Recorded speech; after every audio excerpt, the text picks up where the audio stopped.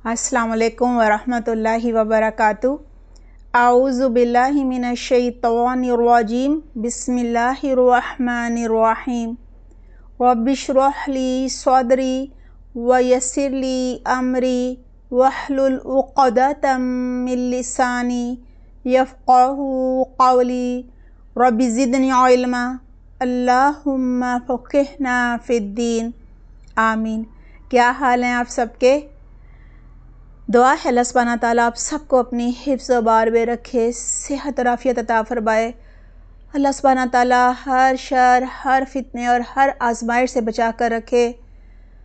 अल्लाह सुब्हानहू व तआला दीन पर बेहतरीन इस्तकामत अता फ़रमाए। कुरान की आयात पर गौर व फ़िक्र, तदब्बुर और तफ़क्कुर करने की, अमल करने की, दूसरों तक पहुँचाने की तौफ़ीक़ अता फ़रमाए। अल्लाह सुब्हानहू व तआला आपके इल्म में इज़ाफ़ा फ़रमाए। आमीन अल्लाहुम्मा आमीन। हमारा तफ़सीर का लेसन नंबर 146 है और बनी इसराइल की आयात 71 से लेकर 79 तक हैं। आइए पहले अल्फाज की वज़ाहत करते हैं, फिर इंशाल्लाह तफ़सीर होगी। अल्फाज की वज़ाहत। यौमा जिस दिन, ये इसम ज़र्फ़ है। नदउ हम पुकारेंगे। दाल आइन वाव रूट वर्ड है। ये फ़ेले बुज़ारे जबा मुतकल्लम है। दआ यदउ से बस्तर है। दावतुन मानी है बुलाना, पुकारना। कुल्ला सब ये मुज़ाफ़ है। उनासिन लोगों को। हमज़ा नून सीन रूट वर्ड है और ये मुज़ाफ़ इलैहि है। नौसुन से मुश्तक है, मानी है हरकत करना। इसका वाहिद होता है इंसानुन। बी इमामिहिम साथ उनके पेशवाओं के, उनके लीडर के, उनके कायद के साथ। Hamza meme meme root word है। इमामी मजरूर है, मुज़ाफ़ है। हिम मुज़ाफ़ इलैहि और ज़मीर है। फ़मन तो जो कोई। यहाँ फ़ा हर्फ़ अतफ़ है और मन इसम मौसूल है, शर्तिया है। ऊतिया दिया गया, ये फ़ेले बाज़ी मजहूल वाहिद मुज़क्कर गायब है। आता युती से बस्तर है। ईताउन मानी है देना। किताबहू अपनी किताब। किताबा जो है ये मुज़ाफ़ है, अमालनामे को भी कहा जाता है और हु जो है वो मुज़ाफ़ इलैहि और ज़मीर है। बियमीनी ही अपने दाएं हाथ में। या मीम नून रूट वर्ड है। बी हर्फ़ जर है, बमानी फ़ी आया है और यमीन मजरूर है, मुज़ाफ़ है, यानी दाएं सिमत को और दाएं हाथ को कहा जाता है। ही जो है वो मुज़ाफ़ इलैहि और ज़मीर है। फ़उलाइका तो यही लोग। फ़ा हर्फ़ अतफ़ है। उलाइका इसम इशारा जबा मुज़क्कर बईद है। यक़रऊना पढ़ेंगे। क़ाफ़ रा हमज़ा रूट वर्ड है। ये फ़ेले बुज़ारे जबा मुज़क्कर गायब है। क़रअ यक़रउ से बस्तर है। क़िराअतुन जिसके मानी है पढ़ना। किताबहुम अपनी किताब। यहाँ किताबा जो है वो मुज़ाफ़ है और हम मुज़ाफ़ इलैहि और ज़मीर है। ला युज़्लमूना वो जुल्म ना किए जाएंगे। ज़ौ लाम मीम रूट वर्ड है। ये फ़ेले बुज़ारे मजहूल मनफ़ी जबा मुज़क्कर गायब है। ज़लमा यज़लिमु से बस्तर है। ज़ुल्मन मानी है जुल्म करना। फ़तीला धागे बराबर, यानी कि खजूर की गुठली के शिगाफ में जो एक छिलका सा होता है ना, धागा कह लें, सूत कह लें, उसे फ़तील कहते हैं। मुराद है बहुत ही हकीर, कलील यानी बहुत ही थोड़ा, धागे के बराबर बारीक। फ़ा तालाम रूट वर्ड है। व मन काना और जो कहीं हुआ।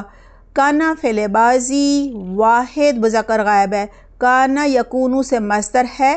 कौनन जिसके मानी होते हैं होना। फ़ी हादिही इसमें यानी इस दुनिया में। फ़ी हर्फ़ जर है। हादिही जो है मजरूर है, इसम इशारा वाहिद मुअन्नस है। आमा अंधा। आइन मीम या रूट वर्ड है। अमयुन से ये सिफ़ते मुशब्बा है, यानी दिल या आँख दोनों की बनाई जाने के लिए ये आता है। इसकी जबा होती है उमयुन। फ़हुआ तो वो। फ़ा हर्फ़ अतफ़ है। हुआ ضمیر ہے. فی الآخرتی آخرت میں. الآخرتی مجرور ہے. عامہ اندھا. و اور ادلو زیادہ بھٹکا ہوا. دود لام لام روٹ ورڈ ہے. دلال مصدر سے افعل التفضیل کا صیغہ ہے یعنی بہت زیادہ گمراہ. سبیلاً راستہ. و اور ان اگرچہ یہ تاکید کے لیے آیا ہے. کادو قریب تھا. کاف واو دال روٹ ورڈ ہے. فعل ماضی جواب مذکر غائب ہے. کادا یا کادو سے مصدر ہے کودن بہت قریب ہونا. لا یفتنونک کہ وہ دھوکہ دیں تجھ کو، وہ فتنے میں ڈالیں تجھ کو. فا تا نون اس کا روٹ ورڈ ہے. شروع میں لا لام تاکید ہے. یفتنون جو ہے وہ فعل مضارع جواب مذکر غائب ہے. فتنہ یفتنو سے مصدر ہے فتنن و فتونن یعنی آزمائش میں ڈالنا، آزمانا، بہکانا. اور کا جو ہے وہ ضمیر ہے. عن الذی اس چیز کے بارے میں. ان حرف جر ہے. الذی مجرور ہے. اسم موصول واحد مذکر ہے. اوحینا ہم نے وحی کی. یہ فعل ماضی جمع متکلم ہے. اوحا یوحی سے مصدر ہے ایحاء وحی کرنا. الیکا آپ کی طرف. الی حرف جر ہے. کا مجرور اور ضمیر ہے. لتفتری تاکہ تم گھڑ سکو. فا را یا روٹ ورڈ ہے. لی لام تعلیل ناصبہ ہے. اور تفتریہ جو ہے یہ فعل مضارع واحد مذکر حاضر ہے. افترا یفتری سے مصدر ہے افتراء جھوٹ گڑنا. علینا ہم پر. علی حرف جر ہے. نا مجرور اور ضمیر ہے جمع متکلم کی. غیرہ اس کے علاوہ. غیرہ مضاف ہے. ہو مضاف الیہ اور ضمیر ہے. و اور اذن تب یہ حرف جزا ہے. جواب اور جزا کے لیے آتا ہے. لاتخذوک وہ بنا لیں تجھ کو. حمزہ خا دال اس کا روٹ ورڈ ہے. لا لام تاکید ہے. اور اتخذو یہ فعل ماضی جواب مذکر غائب ہے. اتخذ یتخذو سے مصدر ہے اتخاذ جس کے معنی ہے بنانا. کا ضمیر ہے. خلیلاً دوست ولی. خا لام لام روٹ ورڈ ہے. خلالن سے یہ صفت مشبہ ہے. و اور لولا اگر نہ ہوتی یہ بات. لو شرطیہ ہے. لا نافیہ ہے. ان کے یہ مصدریہ ہے. ثبتنا کا ہم ثابت قدم رکھتے تجھ کو. ثابتا روٹ ورڈ ہے. ثبتنا یہ فعل ماضی جمع متکلم ہے. ثبتا یثبتو سے مصدر ہے تثبیتاً جس کے معنی ہوتے ہیں ثابت قدم رکھنا. یہاں لو کی وجہ سے ترجمہ ہوگا ہم نے ثابت قدم رکھا ہوتا. لقد البتہ تحقیق. لا لام تاکید ہے. معنی ہے ضرور بلا شبہ. اور قد کلمہ تحقیق ہے. کتا قریب تھا. کاف واو دال روٹ ورڈ ہے. فعل ماضی واحد مذکر حاضر ہے. کادا یکادو سے مصدر ہے کودن قریب ہونا پہلے آ چکا ہے. ترکنو کہ تو جھک جاتا کہ تو ماہل ہو جاتا. را کاف نون اس کا روٹ ورڈ ہے. یہ فعل ماضی واحد مذکر حاضر ہے. راکینہ یرکنو سے مصدر ہے رکونن معنی ہے کسی پر جھکنا، اعتماد کرنا، ماہل ہونا. لو کی وجہ سے ترجمہ ہوگا آپ ماہل ہو جاتے. الیہم ان کی طرف. شیئن قلیلا تھوڑا سا یعنی تھوڑی سی چیز. شیئن موصوف ہے اور قلیلاً جو ہے یہ صفت ہے. قلتن مصدر سے صفت مشبہ ہے. اذن تب یا اس وقت یہ حرف جزا ہے. لأذقناک البتہ ہم چکھاتے تجھ کو. یا اس کے معنی ہوں گے ہم ضرور آپ کو مزہ چکھاتے. ذال واو قاف روٹ ورڈ ہے. ضعفا دگنا. الحیاتی زندگی یعنی ضعف الحیاتی کے معنی ہوں گے دگنا زندگی میں، زندگی کے دگنے. ضعفا مضاف ہے معنی ہے دگنا. ضاد عین فا روٹ ورڈ ہے اور الحیاتی مضاف الیہ ہے. و اور ضعف المماتی دگنا موت میں یعنی موت کے دگنے. ضعفا مضاف اور المماتی مضاف الیہ ہے. اسم مصدر ہے. میم واو تا روٹ ورڈ ہے. ثم پھر یہ حرف عطف ہے. لا تجدو نہ تم پاتے، یہ فعل مضارع منفی واحد مذکر حاضر ہے، وجدہ یجدو سے بستر ہے، وجدانن و وجودن، لکا اپنے لیے، لا یہاں پہ حرف جر ہے، کا مجرور اور ضمیر ہے، علینا ہم پر، نصیرن کوئی مددگار، نصرن سے یہ صفت مشبہ ہے، و اور ان کادو بے شک قریب تھا پہلے آ چکا ہے یہ، لا یستفزونکا البتہ عاجز کر دیں تجھ کو، فا زا روٹ ورڈ ہے، شروع میں لا جو ہے وہ لام تاکید ہے، اس کے بعد یستفزون جو ہے وہ فعل مضارع جمع مذکر غائب ہے، استفزا یستفزو سے مصدر ہے، استفزازن پھسلانا، قدم اکھاڑنا، کا ضمیر ہے، من الارضی زمین میں، الارضی مجرور ہے، لیخرجوک تاکہ وہ نکال دیں تجھ کو، خراجیم روٹ ورڈ ہے، لی لام تعلیل ناصبہ ہے، اور یخرجو یہ فعل مضارع جمع مذکر غائب ہے، اخراجہ یخرجو سے مصدر ہے، اخراجن جس کے معنی ہے نکالنا، کا ضمیر ہے، منہا اس سے، من حرف جر ہے، ہا مجرور اور ضمیر ہے، و اور اذن تب، لا یلبثون نہ وہ ٹھہرتے یا نہیں وہ ٹھہریں گے، لام با سا روٹ ورڈ ہے، فعل مضارع منفی جمع مذکر غائب ہے، لبثا یلبثو سے مصدر ہے، لبثن جس کے معنی ہے ٹھہرنا، خلافہ تیرے پیچھے، خا لام فا روٹ ورڈ ہے، خلافہ مضاف ہے، کا مضاف الیہ اور ضمیر ہے، الا مگر حرف استثناء ہے، قلیلاً تھوڑا سا پہلے آ چکا ہے، سنتا طریقہ ہے، دستور ہے، طریقہ کار ہے، راہ ہے، رسم ہے، سب اس کے معنی ہے، اس کی جمع ہوتی ہے سننن، من جو کوئی، قد تحقیق، ارسلنا بھیجا ہم نے، فعل بازی جمع متکلم ہے یہ، ارسلہ یرسلو سے مصدر ہے، ارسالن بھیجنا، قبلہ کا تجھ سے پہلے، قبلہ مضاف ہے، کا مضاف الیہ اور ضمیر ہے، من رسولینا اپنے رسولوں میں سے، رسولی مجرور ہے، مضاف ہے، اس کا واحد ہوتا ہے رسولن، اور نہ جو ہے وہ مضاف الیہ اور ضمیر ہے، و اور لا تجدو نہ تم پاؤ گے، واو جیم دال روٹ ورڈ ہے، فعل مضارع منفی واحد مذکر حاضر ہے، وجدہ یجدو سے مصدر ہے، وجدانن و وجودن پہلے آ چکا ہے جس کے معنی ہوتے ہیں پانا، لسنتنا ہمارے طریقے کو، لی حرف جر ہے، سنتی مجرور مضاف دونوں ہے، اور نہ جو ہے وہ مضاف الیہ اور ضمیر ہے، تحویلاً بدلنے والا، ہا واو لام روٹ ورڈ ہے، یہ اسم مصدر ہے، اقیم قائم کرو، یہ فعل امر واحد مذکر حاضر ہے، اقام یقیمو سے مصدر ہے، اقامتن، اقیم کے معنی ہوں گے تم قائم کرو کیونکہ فعل امر ہے نا، اور اقامتن کے معنی ہوں گے قائم کرنا، الصلاۃ نماز، لدلوکی اور لدلوک کی شمسی سورج کے ڈھلنے کے وقت، یہاں جو لی ہے وہ حرف جر ہے، دلوکی مجرور اور مضاف ہے اور مصدر ہے، اس کا روٹ ورڈ ہے دال لام کاف، اور الشمسی مضاف الیہ ہے اور اس کا روٹ ورڈ ہے شین میم سین، الی غسق اللیلی رات کے اندھیرے میں، رات کی سخت تاریکی تک یہ بھی معنی ہے، الی حرف جر ہے، اور غسق اللیلی میں جو غسق کی ہے یہ مجرور ہے، مضاف ہے، غائن سین قاف روٹ ورڈ ہے، اور اللیلی مضاف الیہ ہے، و اور قرآن الفجری فجر کا قرآن پڑھنا، یہاں الفجری کا روٹ ورڈ ہے فا جیم را، قرآنی جو ہے وہ مضاف ہے اور الفجری مضاف الیہ ہے، ان بے شک، قرآن الفجری فجر کا قرآن پڑھنا، کانا ہے، مشہودن حاضر کیا گیا، دیکھا جانے والا، شین ہا دال روٹ ورڈ ہے، شہودن و شہادتن سے اسم مفعول واحد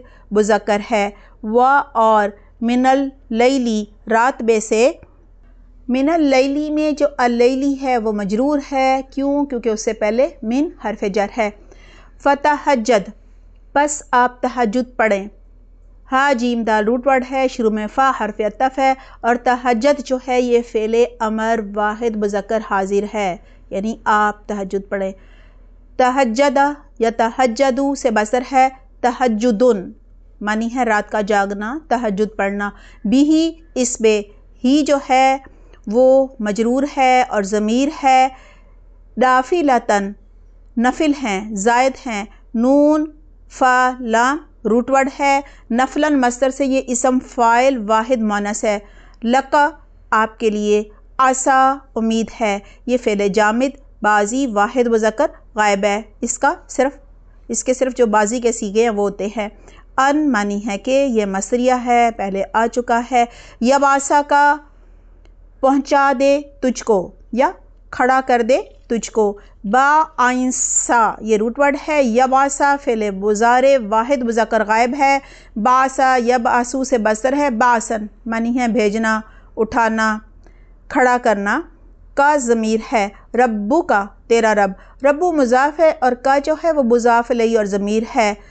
مقام محمودہ مقام محمود پر، مقامن موصوف ہے، اقامتن سے مصدر میمی ہے اور اس میں ظرف مکان ہے یعنی کھڑے ہونے کی جگہ، کھڑے ہونے کا مقام، اور محمودن جو ہے یہ صفت ہے، حمدن سے اسم مفعول واحد مذکر ہے یہ، یعنی تعریف کیا گیا، حامیم دال اس کا روٹ ورڈ ہے۔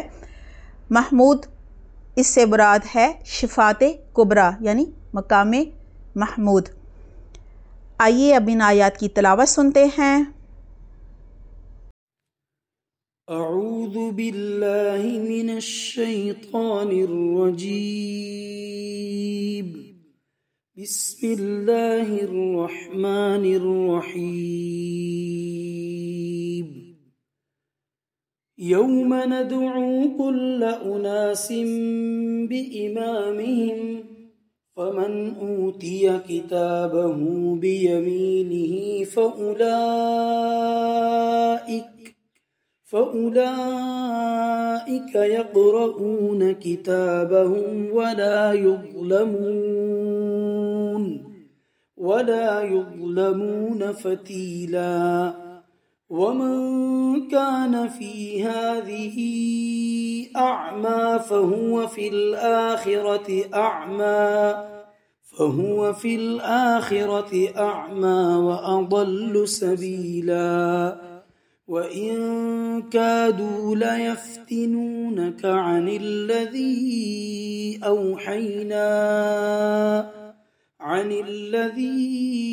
أَوْحَيْنَا إِلَيْكَ لِتَفْتَرِيَ عَلَيْنَا غَيْرَهُ وَإِذًا لَاتَّخَذُوكَ خَلِيلًا وَلَوْلَا أَن ثَبَّتْنَاكَ لَقَدْ كِدتَّ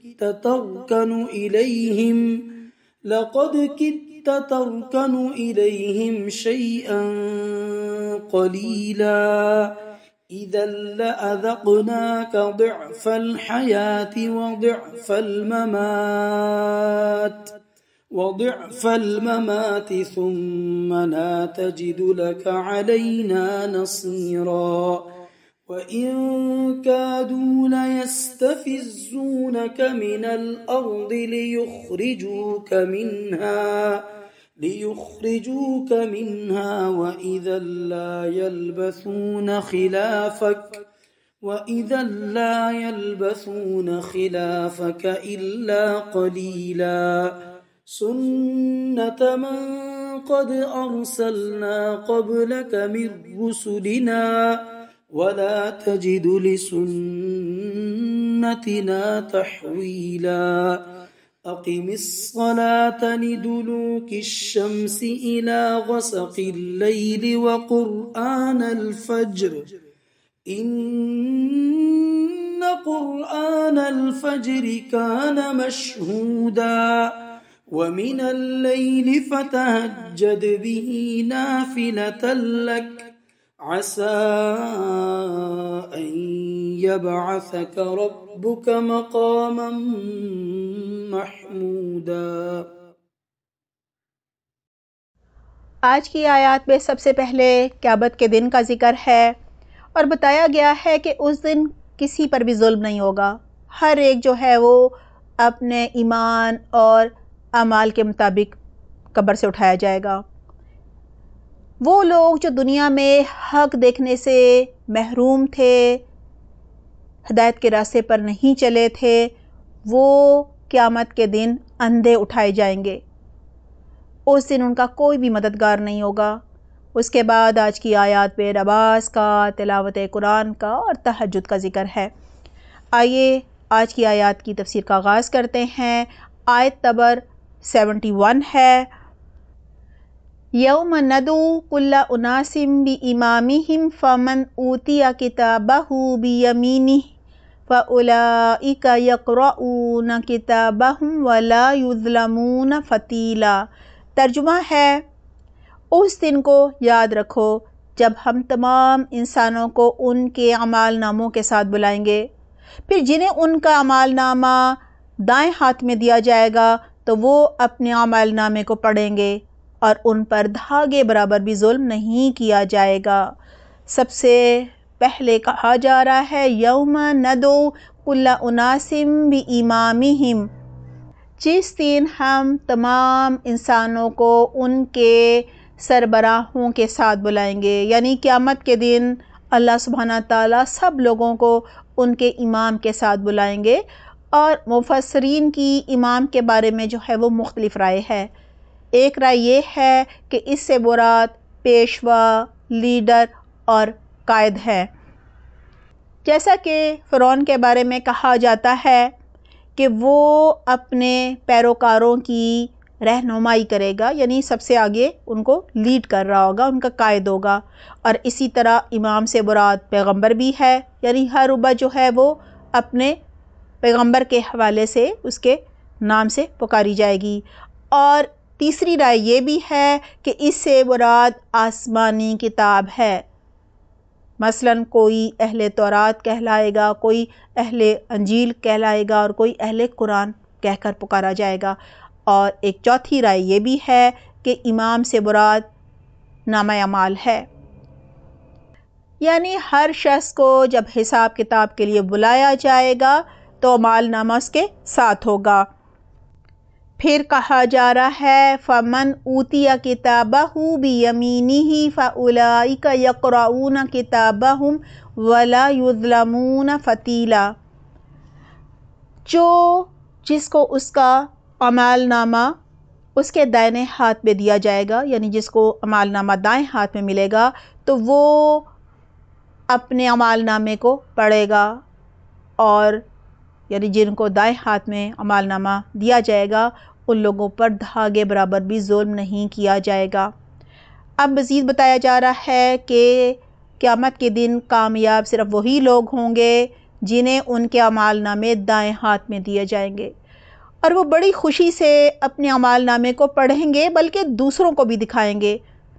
جیسا کہ جب کوئی کلاس میں اچھے نمبر لیتا ہے تو کیا کرتا ہے، ہر ایک کو اپنا اعمال نامہ دکھاتا ہے، اپنا رزلٹ پیپر دکھاتا ہے، اپنا نتیجہ دکھاتا ہے، اور اگر کوئی فیل ہو جائے تو اس کو چھپاتا ہے۔ دائیں ہاتھ میں اعمال نامے انہی کو ملیں گے جو دنیا میں ہدایت کے راستے پر چلتے رہے، یہ نیک لوگ ہوں گے، نیک اعمال کرتے رہے ہوں گے، اور جو ناکام ہوں گے دنیا میں، گمراہی کے راستے پر چلے ہوں گے، کوئی نیک عمل نہیں کیا ہوگا، جن کے اندر کوئی اخلاص نہیں تھا، شرک تھا، بدعت تھی، گناہوں میں ملوث تھے، ان کو قیامت کے دن ان کے اعمال نامے جو ہیں وہ بائیں ہاتھ میں دیے جائیں گے اور وہ اسے پیٹھ کے پیچھے چھپانے کی کوشش کریں گے۔ پھر کہا جا رہا ہے وَلَا يُظْلَمُونَ فَتِيلًا، وہ دھاگے برابر بھی ظلم نہیں کیے جائیں گے، یعنی ذرا برابر بھی ان پر ظلم نہیں ہوگا۔ فتیلہ جو ہے وہ اس جھلی کو یا دھاگا کہہ لیں، اس دھاگے کو کہا جاتا ہے، چھلکا کہہ لیں، جو کھجور کی گٹھلی میں ہوتا ہے، اور مراد اس سے ہوتی ہے ذرا برابر کے، ذرا برابر یعنی ذرا برابر بھی ظلم نہیں ہوگا، ان کا چھوٹے سے چھوٹا نیک عمل بھی درج ہوگا، یعنی ان کے اجر و ثواب میں ذرا برابر بھی کمی نہیں کی جائے گی، پورا پورا اجر انہیں ملے گا۔ آیت نمبر 72 ہے وَمَنْ كَانَ فِي هَذِهِ أَعْمَى فَهُوَ فِي الْآخِرَةِ أَعْمَى وَأَضَلُّ سَبِيلًا۔ ترجمہ ہے، اور جو اس دنیا میں اندھا بن کر رہا وہ آخرت میں بھی اندھا ہی رہے گا اور راستے سے بہت ہی بھٹکا ہوا رہے گا۔ سب سے پہلے ہے وَمَنْ كَانَ فِي هَذِهِ أَعْمَى، اور جو کوئی اس دنیا میں اندھا رہا، یعنی ان لوگوں کی آنکھیں تو تھیں، دنیا کی ہر چیز انہیں بہت اچھی طرح نظر آتی تھی، لیکن وہ دل کے اندھے تھے۔ کیونکہ دیکھیں دو طرح کے اندھے ہوتے ہیں نا، نمبر ایک دل کے اندھے، یعنی ان کے دلوں میں ایمان نہیں تھا، ہدایت پانے کی طلب اور شوق جو ہے وہ نہیں تھا ان کے اندر، آخرت کی فکر نہیں تھی، قبر کا ڈر نہیں تھا، لہٰذا کوئی تیاری بھی نہیں تھی آخرت کی۔ اور نمبر دو آنکھ کے اندھے تھے، یعنی بینائی رکھنے کے باوجود حق نظر نہیں آتا تھا، حق دیکھنے سے محروم تھے، کائنات میں اللہ کی معرفت کی نشانیاں انہیں نظر نہیں آتی تھیں، اللہ سبحانہ تعالیٰ کی نعمتیں اور اللہ سبحانہ تعالیٰ کے بے شمار جو احسان ہے نا وہ ان کو نظر نہیں آتے تھے۔ قرآن و حدیث میں اللہ سبحانہ تعالیٰ کے احکامات اور پیغمبر کے جو فرمان ہیں نا وہ نظر نہیں آتے تھے، دوسروں کی بات سے بھی عبرت نہیں پکڑتے تھے، اپنا انجام جو ہے وہ انہیں نظر نہیں آتا تھا، اس کی کوئی فکر نہیں تھی، وہ دنیا میں رہتے ہوئے دنیا ہی میں اس قدر مگن ہو گئے تھے گویا اندھے ہوں، حق دیکھنے سے محروم ہو۔ فَهُوَ فِي الْآخِرَةِ أَعْمَى وَأَضَلُّ سَبِيلًا، تو وہ آخرت میں اندھا ہوگا اور سب سے زیادہ بھٹکا ہوا ہوگا راستے کے اعتبار سے۔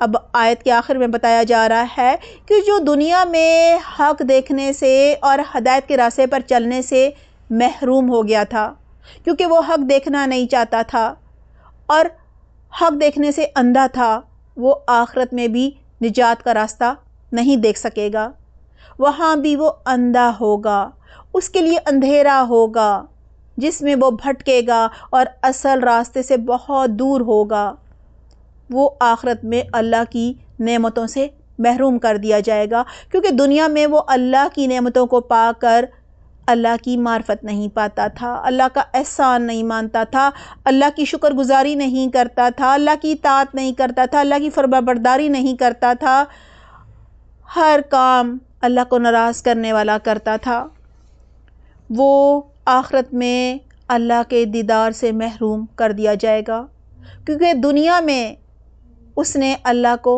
نہیں پہچانا تھا، اللہ کی معرفت حاصل نہیں کی تھی، اللہ سے اسے کوئی محبت نہیں تھی، اس کے اندر اللہ کو راضی کرنے کی کوئی فکر نہیں تھی، لہٰذا اس کی کوششیں ساری کی ساری جو ہیں وہ دنیا ہی کو کمانے میں کے لیے تھی، دنیا ہی کو بڑھانے میں لگا ہوا تھا، اس نے دنیا ہی کو سب کچھ سمجھ لیا تھا، آخرت پر یا تو یقین نہیں تھا اور یقین تھا تو بس اس کی فکر نہیں تھی۔ آیت نمبر 73 ہے وَإِن كَادُوا لِيَفْتِنُونَكَ عَنِ الَّذِي أَوْحَيْنَا إِلَيْكَ لِتَفْتَرِيَ عَلَيْنَا غَيْرَهُ وَإِذًا لَاتَّخَذُوكَ خَلِيلًا، ترجمہ ہے اور اے پیغمبر جو وہی ہم نے تمہارے پاس بھیجی ہے، یہ کافر لوگ تمہیں فتنے میں ڈال کر اس سے ہٹانے لگے تھے تاکہ تم اس کی بجائے کوئی اور بات ہمارے نام پر گھڑ کر پیش کرو، اور اس صورت میں یہ تمہیں اپنا گہرا دوست بنا لیتے۔ یہاں سب سے پہلے بتایا جا رہا ہے وَإِن كَادُوا لِيَفْتِنُونَكَ عَنِ الَّذِي أَوْحَيْنَا إِلَيْكَ لِتَفْتَرِيَ عَلَيْنَا غَيْرَهُ، اور اے نبی یہ لوگ تو اس بات پر تلے ہوئے ہیں کہ آپ کو فتنے میں ڈال کر اس چیز سے ہٹا دیں جو ہم نے آپ کی طرف وحی کی ہے، تاکہ آپ اس کے علاوہ کوئی اور چیز گھڑ کر ہم سے منسوب کر دیں۔ یہاں قریش مکہ کی طرف اشارہ ہے، وہ آپ صلی اللہ علیہ وسلم سے کہا کرتے تھے کہ کچھ لے دے کا معاملہ کر لیتے ہیں، کچھ مصالحت کا کر لو، یعنی سمجھوتا کر لو، تم کچھ ہماری مان لو اور کچھ ہم تمہاری مان لیتے ہیں، تم ہمارے معبودوں میں سے کسی ایک کو یعنی لات منات یا عزا وغیرہ کو کسی ایک کو مان لو، اس کے سر پر ہاتھ رکھ دو۔ تو اللہ سبحانہ تعالیٰ اپنے پیغمبر محمد صلی اللہ علیہ وسلم سے فرما رہے ہیں کہ اے محمد ان لوگوں نے اس کوشش میں کوئی کسر اٹھا نہیں رکھی کہ تمہیں فتنے میں ڈال دیں، اس وحی سے پھیر دیں جو ہم نے تمہاری طرف بھیجی ہے، تاکہ تم ہمارے نام پر اپنی طرف سے کوئی بات گھڑ لو، یعنی اے پیغمبر جو بات ہم نے نہیں کہی، یہ کافر چاہتے ہیں کہ وہ بات تم ہم سے منسوب کر کے جھوٹ گڑو، یعنی تم بھی ان کے ساتھ شرک کرنے لگ جاؤ۔ اللہ سبحانہ تعالیٰ حضرت محمد صلی اللہ علیہ وسلم سے کہہ رہے ہیں کہ اے پیغمبر، یہ لوگ تو آپ کو توحید سے ہٹا کر فتنے میں مبتلا کرنا چاہتے ہیں، یعنی یہ تو بہت بڑا فتنہ ہو جاتا نا اگر آپ کسی ایک بت کو مان لیتے، قیامت تک پھر سب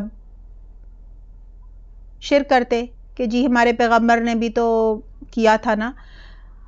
لہٰذا قریش مکہ جو ہیں وہ آپ صلی اللہ علیہ وسلم پر مسلسل دباؤ ڈال رہے تھے کہ کچھ اپنی بات منواؤ اور کچھ ہماری مانو۔ اس کے ساتھ ساتھ وہ معجزے کا بھی مطالبہ کر رہے تھے۔ رسول اللہ صلی اللہ علیہ وسلم کی بھی خواہش تھی کہ انہیں کوئی معجزہ دکھائی دیا جائے تاکہ وہ کسی صورت ایمان تو لے آئے، کیونکہ دیکھیں آپ صلی اللہ علیہ وسلم کے دل میں بہت زیادہ تڑپ تھی کہ ہر ایک کو ہدایت مل جائے، یعنی ان کی ہدایت کے لیے آپ صلی اللہ علیہ وسلم بہت حریص تھے، جبکہ آج کل مسلمان کیا کرتے ہیں، حریص ہیں دوسروں کو ہدایت مل جائے، فکر ہے نہیں، بلکہ جو مسلمان ہیں ان پر بھی کفر کے فتوے لگاتے رہتے ہیں۔ اللہ سبحانہ تعالیٰ ہم سب کو ہدایت کے راستے پر چلائے، ہمارے دل میں بھی وہی دوسروں کے لیے خیر خواہی اور تڑپ پیدا کر دے کہ ہمیں دوسروں کو آگ سے بچانے کی فکر لگ جائے اور ہم اس کے لیے ہر وقت کوششیں کرتے رہیں۔ آیت کے آخر میں کہا جا رہا ہے وَإِذًا لَاتَّخَذُوكَ خَلِيلًا، اور اگر آپ ایسا کرتے تب تو یہ لوگ آپ کو گہرا دوست بنا لیتے، یعنی اگر یہ آپ کو اپنے طریقے پر چلانے میں کامیاب ہو جاتے اور آپ بھی ان کی بات مان کر کسی ایک بت کو مان لیتے، یعنی ان کی باتوں میں آ کر شرک کر ڈالتے، تو یہ آپ کو اپنا جگری دوست بنا لیتے۔ ابو جہل اور سردار جو تھے قریش کے، وہ محمد صلی اللہ علیہ وسلم سے کہا کرتے تھے کہ تم ہمارے بتوں کو ہاتھ لگا لو، انہیں مان لو تو ہم بھی اللہ پر ایمان لے آئیں گے۔ آپ صلی اللہ علیہ وسلم کا دل نرم ہونے لگتا تھا کہ کسی طرح یہ ایمان لے آئیں، تو یہ آیت نازل ہوئی تھی۔ دیکھیں ہمیں عقائد کے معاملے میں کسی سے سمجھوتا نہیں کرنا چاہیے، کیونکہ اس سے ہمارا ایمان جو ہے وہ ضائع ہو جاتا ہے، کیونکہ انسان جو ہوتا ہے وہ اپنے دوست کے دین پر ہوتا ہے، اور قیامت کے دن بھی انسان انہی لوگوں کے ساتھ اٹھایا جائے گا جن کے ساتھ وہ اٹھتا بیٹھتا تھا، یعنی دنیاوی فائدوں کے لیے اگر کوئی کسی کے عقیدے کے معاملے میں کسی سے سمجھوتا کر لیتا ہے یا دوسروں کو خوش کرنے کے لیے، انہیں دھوکہ دینے کے لیے کہتا ہے چلو ٹھیک ہے تم ایمان لے آؤ، میں بھی تمہارے کسی ایک بت کو مان لوں گا، تو کیا ہے یہ آخرت کا خسارہ ہے۔ اللہ سبحانہ تعالیٰ سب کے ایمان کی حفاظت فرمائے، آمین اللہم آمین۔ آپ صلی اللہ علیہ وسلم ایسا بالکل کرنے والے نہیں تھے۔ یہاں ہمیں بتانا مقصود ہے کہ اگر ایک پیغمبر بھی شرک کرتا تو اللہ سبحانہ تعالیٰ اس کی بھی پکڑ کرتے۔ آیت نمبر 74 ہے وَلَوْلَا أَن ثَبَّتْنَاكَ لَقَدْ كِدتَّ تَرْكَنُ إِلَيْهِمْ شَيْئًا قَلِيلًا۔ ترجمہ ہے اگر ہم آپ کو ثابت قدم نہ رکھتے تو بہت ممکن تھا کہ ان کی طرف قدرے قلیل یعنی تھوڑا سا مائل ہو ہی جاتے۔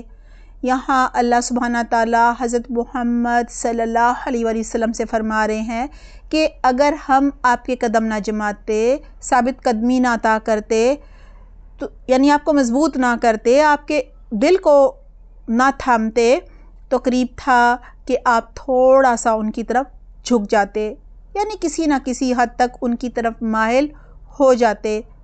دراصل قریش مکہ ان کی طرف سے آپ صلی اللہ علیہ وسلم پر شدید دباؤ تھا، اگرچہ آپ صلی اللہ علیہ وسلم اگر تھوڑا سا باہل ہو بھی جاتے تو اپنے فائدے کے لیے ایسا کبھی نہ کرتے، بس ان کے دل میں یہ شدید خواہش تھی کہ کسی صورت کسی نہ کسی طرح یہ ایک دفعہ ایمان لے آئیں، پھر یہ جب قرآن سے جڑیں گے، حدیث سے جڑیں گے، دین سیکھیں گے تو خود ہی پورے کے پورے شعوری ایمان لے آئیں گے۔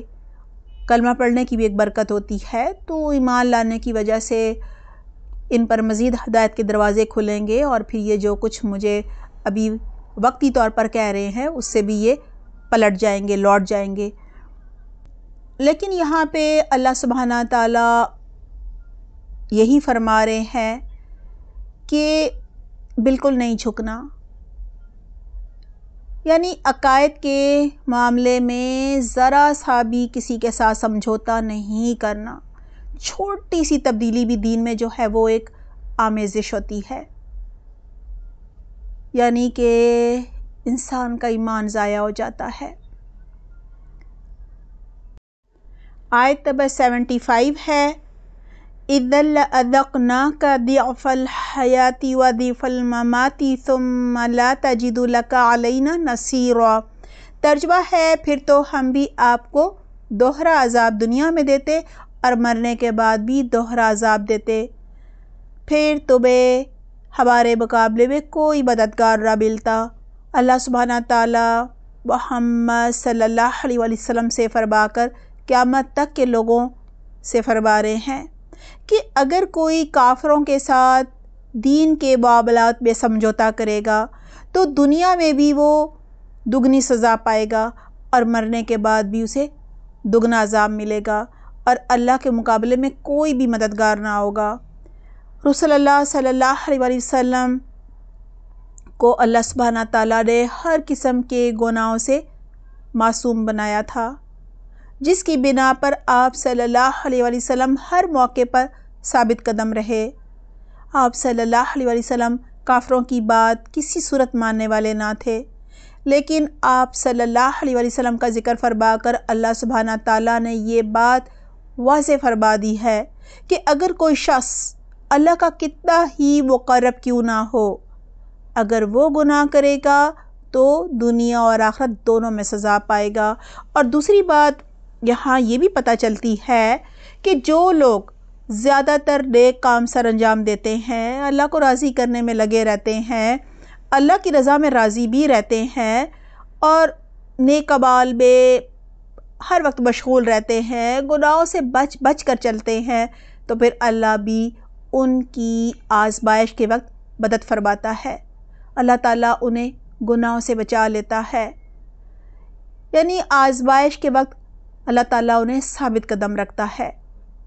سورہ یوسف کی آیت نمبر 24 میں حضرت یوسف علیہ السلام کے بارے میں تھا، وَلَقَدْ هَمَّتْ بِهِ وَهَمَّ بِهَا لَوْلَا أَن رَأَىٰ بُرْهَانَ رَبِّهِ، یعنی عزیز مصر کی بیوی نے تو ارادہ کر ہی لیا تھا، اور یوسف علیہ السلام بھی قصد کر لیتے، ارادہ کر لیتے اگر وہ اللہ کی برہان نہ دیکھ لیتے، یعنی اللہ سبحانہ تعالیٰ نے انہیں اس گناہ سے محفوظ رکھنے کا اہتمام فرمایا تھا، جیسا کہ حضرت عمر رضی اللہ عنہ کے نیک اعمال کی وجہ سے ان کا جو ہمزاد شیطان ہے وہ انہیں دیکھ کر دور بھاگ جاتا تھا، اور رسول اللہ صلی اللہ علیہ وسلم فرمایا کرتے تھے کہ میں نے اپنے ہمزاد شیطان کو مسلمان کر لیا ہے۔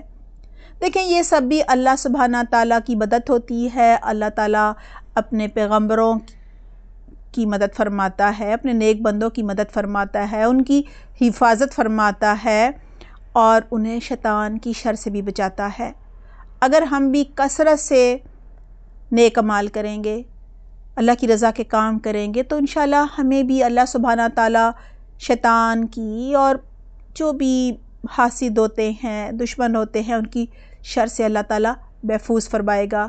لہٰذا اللہ سبحانہ تعالیٰ فرما رہے ہیں اگر ہم نے آپ صلی اللہ علیہ وسلم کے پاؤں نہ جما دیے ہوتے، آپ صلی اللہ علیہ وسلم کے دل کو اچھی طرح مضبوط نہ کر دیا ہوتا، تو قریب تھا کہ آپ کسی نہ کسی حد تک کافروں کی طرف مائل ہو جاتے، اور اگر ایسا ہو جاتا، یعنی اگر یہ سمجھوتا، تھوڑا سا بھی سمجھوتا آپ صلی اللہ علیہ وسلم کافروں سے کر لیتے تو کہا جا رہا ہے دنیا اور آخرت میں دگنا عذاب ملتا اور اللہ کے مقابلے میں کوئی بھی مددگار نہ ہوتا. یعنی ایسا وہ نہیں کرنے والے تھے. بتایا یہ جا رہا ہے کہ ایک اللہ کا مقرب، ایک پیغمبر بھی اگر گناہ کرے گا تو اس کی بھی پکڑ ہوگی. لہٰذا ہم جو تقیہ کر لیتے ہیں، کوئی کہتا ہے جی فلاں جو قبر والا ہے، پیر ہے، وہ ہمیں بچا لے گا، کوئی کہتا ہے رسول اللہ صلی اللہ علیہ وسلم ہماری شفاعت کر لیں گے، ہم تو آخری نبی کی امت ہیں، ہماری تو پکڑ ہی نہیں ہوگی. اسی طرح سے یہود و نصارہ نے بھی مختلف عقیدے گھڑ رکھے تھے کہ جی ہم تو پیغمبروں کی اولاد ہیں، ہم تو آگ میں جائیں گے نہیں، آگ میں گئے تو چند دنوں کے لیے جائیں گے. اور یہود کہتے تھے جتنے دن ہم نے بچھڑے کی پوجا کی تھی بس اتنے دن ہی جائیں گے. تو ایسا بالکل بھی نہیں ہے. حضرت نوح علیہ السلام اپنے بیٹے کو نہیں بچا سکے. لہٰذا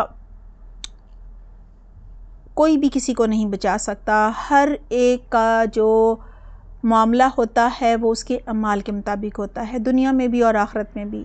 دعا ہے اللہ سبحانہ تعالیٰ ہمیں گناہوں سے محفوظ رکھے اور بہت سارے نیک اعمال کرنے کی، اللہ کو راضی کرنے والے اعمال کرنے کی توفیق عطا فرمائے. آمین اللہم آمین. آیت نمبر 76 ہے وَإِن كَادُوا لِيَسْتَفِزُّونَكَ مِنَ الْأَرْضِ لِيُخْرِجُوكَ مِنْهَا وَإِذًا لَّا يَلْبَثُونَ خِلَافَكَ إِلَّا قَلِيلًا. ترجمہ ہے اس کے علاوہ یہ لوگ اس فکر میں بھی ہے کہ اس سرزمین یعنی مکہ سے تمہارے قدم اکھاڑ دیں تاکہ تمہیں یہاں سے نکال باہر کرے، اور اگر ایسا ہوا تو یہ بھی تمہارے بعد زیادہ دیر یہاں نہیں ٹھہر سکتے. اس آیت میں سب سے پہلے کہا جا رہا ہے وَإِن كَادُوا لِيَسْتَفِزُّونَكَ مِنَ الْأَرْضِ لِيُخْرِجُوكَ مِنْهَا، اور یہ تلے ہوئے ہیں کہ آپ کے قدم اکھاڑ دیں اس زمین سے تاکہ آپ کو یہاں سے نکال باہر کریں. اس آیت میں قریش مکہ کی سازش کا ذکر ہے. اس سازش میں انہوں نے محمد صلی اللہ علیہ وسلم کو مکہ سے نکالنے کے لیے سازش کی تھی، چال چلی تھی. محمد صلی اللہ علیہ وسلم کو اللہ سبحانہ تعالیٰ نے قریش مکہ کی اس چال سے بچا لیا تھا اور قریش مکہ کے اس منصوبے کو ناکام بنا دیا تھا. یہ آیت جب نازل ہوئی اس وقت کفار مکہ مسلمانوں پر شدید تشدد کر رہے تھے. یہ آیت ایک پیشن گوئی بھی ہے. اس آیت کے نزول کے 1 سال بعد یہ پیشن گوئی سچ ثابت ہوئی اور آپ صلی اللہ علیہ وسلم کفار کے مظالم کی وجہ سے مدینہ ہجرت کر کے چلے گئے تھے. پھر کہا جا رہا ہے وَإِذًا لَّا يَلْبَثُونَ خِلَافَكَ إِلَّا قَلِيلًا، اور پھر یہ بھی آپ کے بعد بہت ہی کم ٹھہر پاتے. یعنی قریش مکہ اگر اپنے منصوبے میں کامیاب ہو جاتے اور آپ کو مکہ سے نکال دیتے تو کہا جا رہا ہے پھر قریش مکہ بھی مکہ میں زیادہ دیر نہ رہ پاتے، یعنی عذاب الہی کی گرفت میں آ جاتے. چنانچہ ایسا ہی ہوا تھا کہ محمد صلی اللہ علیہ وسلم کی ہجرت کے بعد قریش کے بڑے بڑے جو سردار ہیں وہ جنگ بدر میں ہلاک ہو گئے تھے، قحط بھی پڑا تھا. اسی طرح قریش کی جو طاقت ہے وہ دن بدن کمزور پڑ رہی تھی اور انہیں زوال آنا شروع ہو گیا تھا، اور ہجرت کے 8 سال بعد مکہ فتح ہو گیا تھا اور 9ویں سال تمام کافروں کو یہاں سے مکہ سے نکال دیا گیا تھا، انہیں نکل جانے کا حکم مل گیا تھا جس کی تفصیل سورہ توبہ کے شروع میں گزر چکی ہے. لہٰذا اس طرح ظلم و تشدد کرنے والے خود جو ہے وہ محکوم بن گئے تھے. مکہ کے اکثر لوگوں نے اسلام قبول کر لیا تھا اور مزید 2 سال بعد عرب کی سرزمین جو ہے وہ کفر و شرک سے پاک ہو گئی تھی. آیت نمبر 77 ہے سنت من قد ارسلنا قبلک من رسولنا ولا تجد لسنتنا تحویلا۔ ترجمہ ہے، یہ ہمارا وہ طریقہ کار ہے جو ہم نے اپنے ان پیغمبروں کے ساتھ اختیار کیا تھا جو ہم نے تم سے پہلے بھیجے تھے، اور تم ہمارے طریقے میں کوئی تبدیلی نہیں پاؤ گے۔ سب سے پہلے کہا جا رہا ہے سنت من قد ارسلنا قبلک من رسولنا، یہی ہمارا طریقہ کار ان پیغمبروں کے ساتھ رہا ہے جو ہم نے تم سے پہلے بھیجے تھے۔ اللہ سبحانہ تعالیٰ فرما رہے ہیں کہ گزشتہ انبیاء کرام کے ساتھ بھی یہی معاملہ رہا ہے، یعنی اللہ سبحانہ تعالیٰ کا یہی قانون، دستور اور قاعدہ ہے کہ جب کسی قوم نے اپنے پیغمبر کی مخالفت کی، اس سے نفرت کی، اس سے دشمنی کی، اسے طرح طرح کی ایذائیں پہنچائیں، تکالیف پہنچائیں اور اسے قتل کرنے یا پھر جلا وطن کرنے پر مجبور کیا، قتل کرنے کی سازشیں کی، ہجرت کرنے پر مجبور کیا، تو پھر وہ قوم جلدی ہلاک کر دی گئی، یا پھر ظالم دشمن قوم جو ہے ان پر مسلط کر دی گئی، یعنی ظالم لوگ مسلط ہو گئے۔ دیکھیں، پیغمبر کی ہجرت کے بعد کافر قوم پر جو اللہ کا عذاب ہے وہ ضرور آتا ہے۔ یہاں یہی بتایا جا رہا ہے، یہ اللہ کی سنت ہے، اللہ کا طریقہ ہے، اسی لیے کہا جا رہا ہے وَلَا تَجِدُ لِسُنَّتِنَا تَحْوِيلًا، اور آپ یعنی آپ صلی اللہ علیہ وسلم سے کہا جا رہا ہے کہ آپ ہمارے طریقے میں کوئی تبدیلی نہیں پائیں گے۔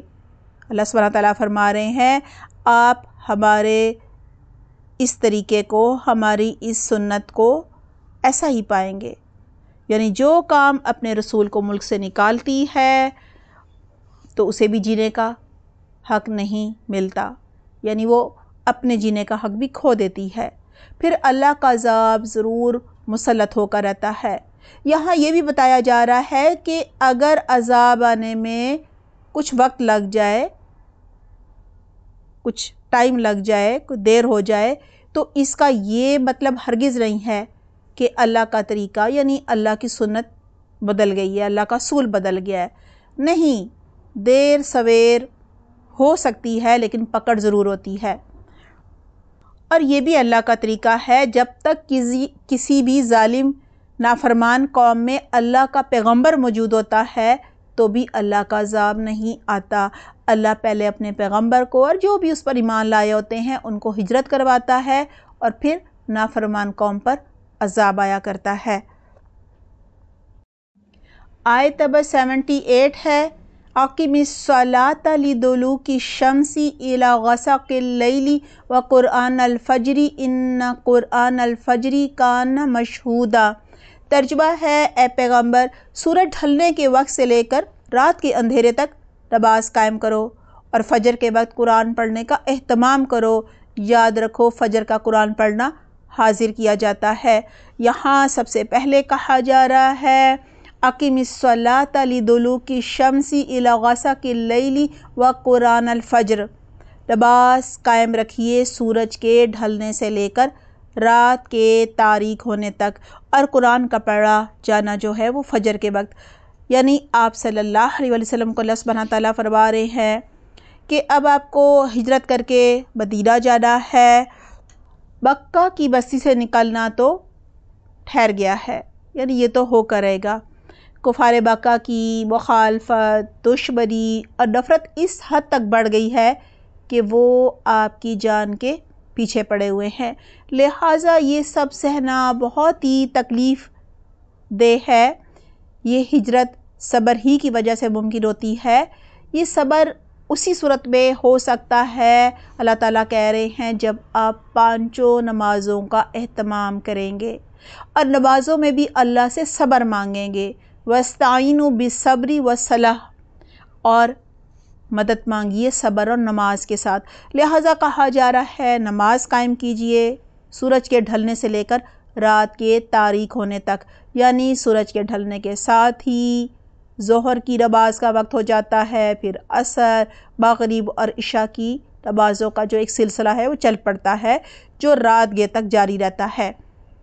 5ویں نماز جو ہے وہ فجر کی نماز ہے، جسے قرآن الفجر کہا گیا ہے، کیونکہ دیکھیں اس فجر کی نماز میں بہت لمبی طویل قرات کی جاتی ہے، لہٰذا کہا جا رہا ہے اب وہ وقت آ گیا ہے کہ آپ نے نماز سے مدد لینی ہے اور پھر فجر کی نماز پڑھنی ہے، اس کے علاوہ 4 یعنی تو 5 نمازیں مکمل کرنی ہیں۔ کیا فائدہ ہوتا ہے نمازوں سے؟ روحانی قوت حاصل ہوگی، اللہ سے مدد انسان نماز میں مانگتا ہے، اور نماز پڑھنے سے بھی اللہ تعالیٰ دل میں سکینت اتارتے ہیں، ثابت قدمی حاصل ہو جاتی ہے۔ کیوں یہ ضروری تھا اللہ سے تعلق مضبوط کرنا، اور اللہ تعالیٰ دل میں اطمینان اور سکون اتارے، قدم جما دے، ثابت قدمی دے، تاکہ آنے والے حالات کا مقابلہ کیا جا سکے۔ دیکھیں اللہ سے تعلق مضبوط کرنے ہی سے صبر بھی آتا ہے، ثابت قدمی بھی آتی ہے، اللہ پر توکل کرنا بھی آتا ہے۔ اللہ سے تعلق جب مضبوط ہوتا ہے تو ظاہر نماز کے ذریعے سے مضبوط ہوتا ہے نا، اور نماز کا اہتمام کرنے سے مراد ہے خشوع و خضوع کے ساتھ نماز پڑھی جائے، طہارت کا اہتمام کیا جائے، جگہ بھی پاک ہو، کپڑے بھی پاک صاف ہو، باوضو ہو، انسان قبلہ رخ ہو، اور نماز توجہ اور اطمینان کے ساتھ پڑھی جائے، یعنی اس طرح سے نماز پڑھی جائے کہ ہم اللہ کو دیکھ رہے ہیں، اور یہ ممکن نہ ہو تو اس طرح پڑھی جائے کہ اللہ ہمیں دیکھ رہا ہے۔ پھر کہا جا رہا ہے ان قرآن الفجر کان مشہودا، یقیناً فجر کے وقت قرآن کا پڑھنا جو ہے وہ پڑھا جانا جو ہے وہ حاضر کیا جاتا ہے۔ دیکھیں فجر کا وقت نماز اور قرات کے لیے خصوصی اہمیت کا حامل ہوتا ہے۔ رات کے آرام کے بعد انسان فجر کے وقت جسمانی اور ذہنی اعتبار سے تازہ دم ہوتا ہے، یکسوئی ہوتی ہے، اور ویسے بھی فجر کا وقت جو ہے نا وہ فرشتوں کی حاضری کے اعتبار سے بھی بہت زیادہ اہم ہوتا ہے۔ دنیا کے معاملات کی نگرانی کرنے والے جو فرشتے ہیں صبح اور عصر کے وقت وہ تبدیل ہوتے ہیں، فجر کے وقت اور عصر کے وقت، لہٰذا انسان ان اوقات میں جو بھی کر رہا ہوتا ہے فرشتے مشاہدہ کر رہے ہوتے ہیں، کیونکہ وہ حاضر ہوتے ہیں، دیکھ رہے ہوتے ہیں، وہ گواہ ہوتے ہیں۔ اور بعض مفسرین نے اس سے نمازیوں کی حاضری مراد لی ہے، یعنی فجر کی نماز میں چونکہ نمازیوں کو حاضری کا موقع دینے کے لیے اس نماز میں لمبی تلاوت کرنی چاہیے۔ فجر کی نماز کیونکہ باجماعت پڑھی جاتی ہے نا، تو تاکہ سب اس میں شامل ہو جائیں، اور فرشتوں کا بھی نزول ہوتا ہے، ان کے نزول کی وجہ سے بھی دل میں سکینت اترتی ہے، دلوں میں اطمینان اور سکون جو ہے وہ آ جاتا ہے۔ ہمیں بھی فجر میں قرآن کی تلاوت کا بہت اہتمام کرنا چاہیے، اور فجر کی نماز میں بھی لمبی قرات کرنی چاہیے، کیونکہ قرآن جو ہے اس وقت فرشتوں کو پیش کیا جاتا ہے، وہ بھی حاضر ہوتے ہیں اور گواہی دیتے ہیں۔ آیت نمبر 79 ہے وَمِنَ اللَّيْلِ فَتَہَجَّدْ بِهِ نَافِلَةً لَكَ عَسَىٰ أَن يَبْعَثَكَ رَبُّكَ مَقَامًا مَحْمُودًا۔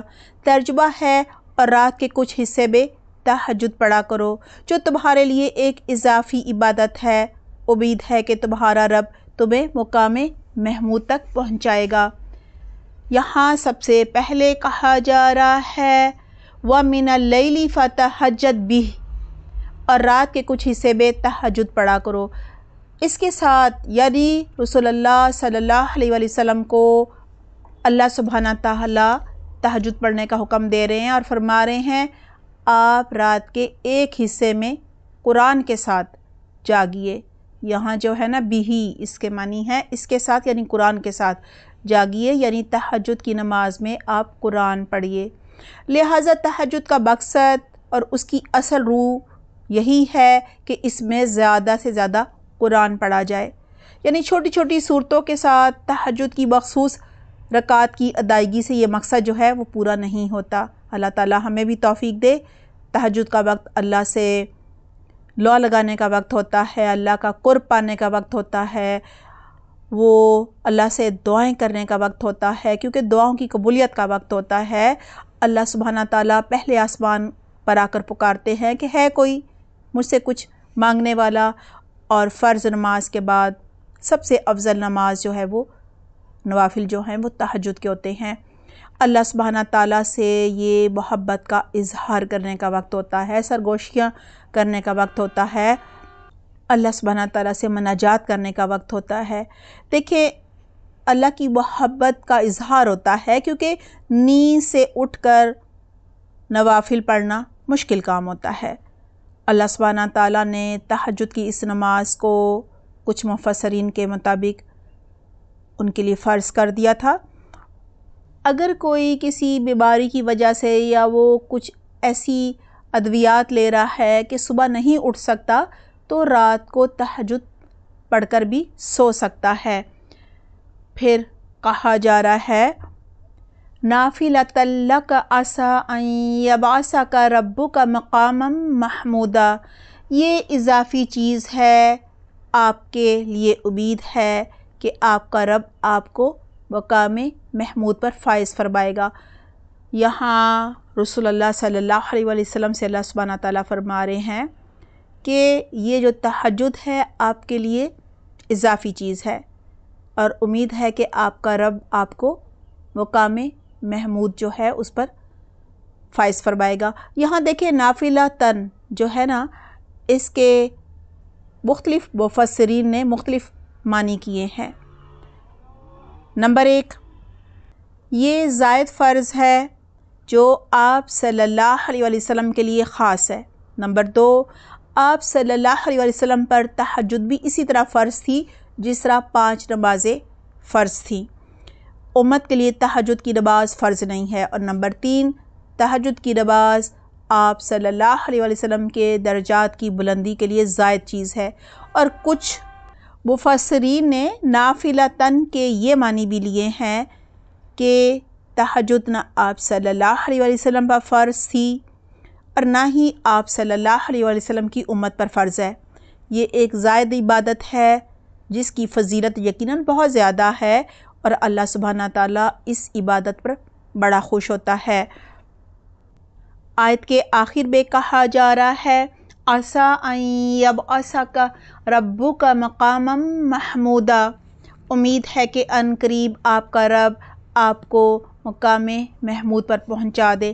مقام محمود جنت میں ایک بلند مقام ہے جو قیامت والے دن اللہ سبحانہ تعالیٰ رسول اللہ صلی اللہ علیہ وسلم کو عطا فرمائے گا، اور اس مقام پر ہی آپ صلی اللہ علیہ وسلم وہ شفاعت عظمیٰ عطا فرمائے گا۔